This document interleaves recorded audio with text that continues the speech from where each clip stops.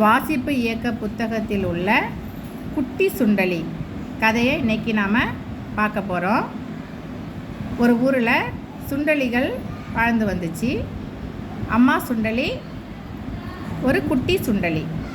அவங்க பேர் சின்னு.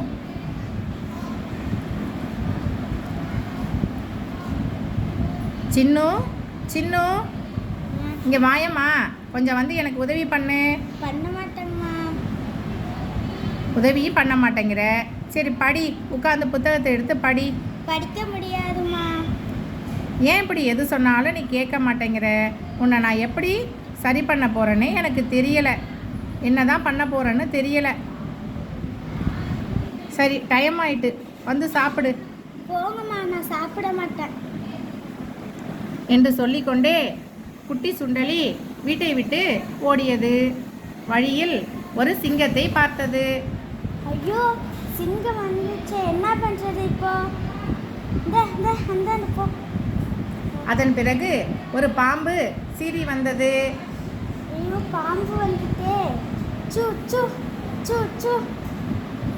அதன் பிறகு வழியில் ஒரு ஓநாய் ஒன்று சுண்டலியை சுற்றி சுற்றி பார்த்தது. ஐயோ, பயமா இருக்கே, என்ன பண்றது? அதன் பிறகு குரங்கு ஒன்று பார்த்தது. சுண்டலிக்கு வாழைப்பழம் கொடுத்தது.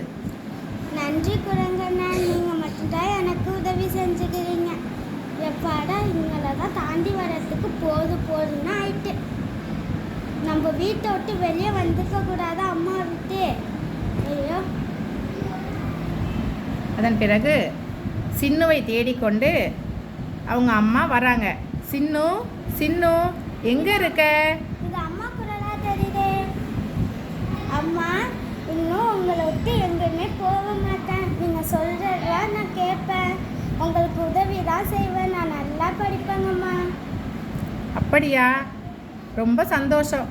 வா சின்னு, வீட்டுக்கு போகலாம்.